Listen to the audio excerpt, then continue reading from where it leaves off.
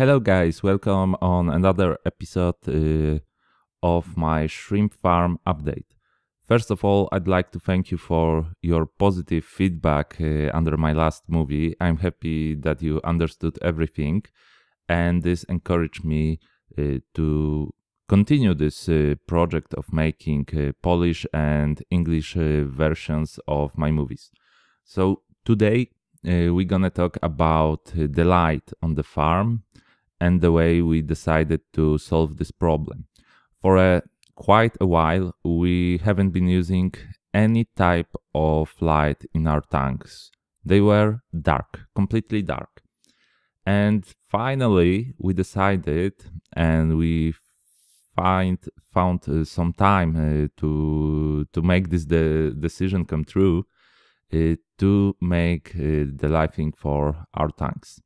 We had the major decision to make if we want to use original lighting from store, or are we going to do it yourself project and use some cheaper way to make this lighting work. As you see, we decided to use LEDs, normal LED tapes, which are put on a bunch of metal, and we use this power cord to make them work, to make them run. This decision was made because, first of all, we only use mosses in our tanks. So moss isn't that demanding plant, and it can grow under a low light. In the matter of fact, in our tanks, it grew even without the light. Second thing was the cost efficiency of this project.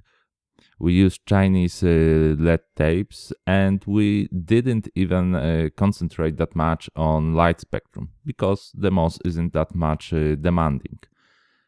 As you see, every light, every tape is connected to one power cord for the one row of the aquariums, for one aquarium rack. This power cord is connected then with each light in this rack, and we didn't decide to make it look perfect, to make it very neat. This is because we got only 12 volts in this cable.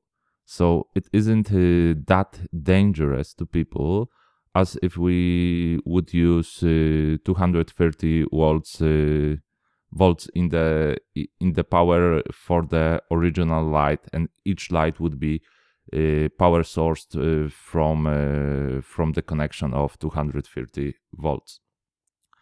As you see, the tape is on a piece of metal. It's aluminum, and it's dipped in silicone so that it can lie directly on the tank, and there is no danger of making it wet or destroying it with the water. We have different tanks lighten, and we can choose which length of this light we need to use.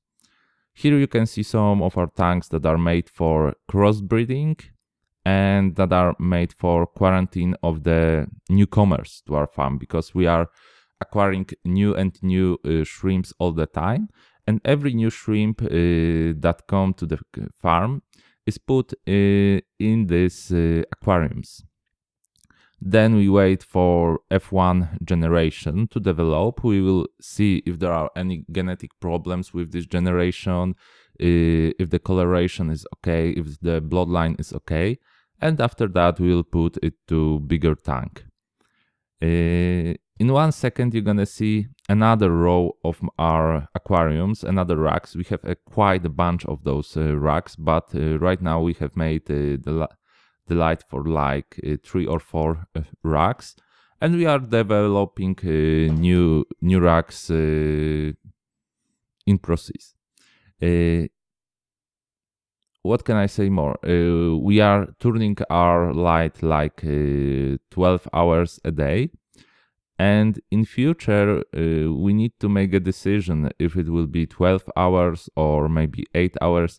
It will depend on the demand of the plants in the tanks, because making the light for this big facility can cost a bit. You know, the power costs can be quite high, so we need to find the golden spot, like we say in Poland, the place that the light will be good enough for the plants, and the period of the light turn on will be short enough to make lower cost of power for the farm.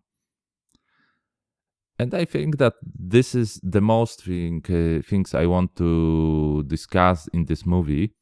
I hope you enjoy it. You can say what you think about this type of solution of light in our shrimp farm. And you can also put a comment. What do you think about another movie in English version? I hope you like this. I hope that you will come for another movie. Cheers.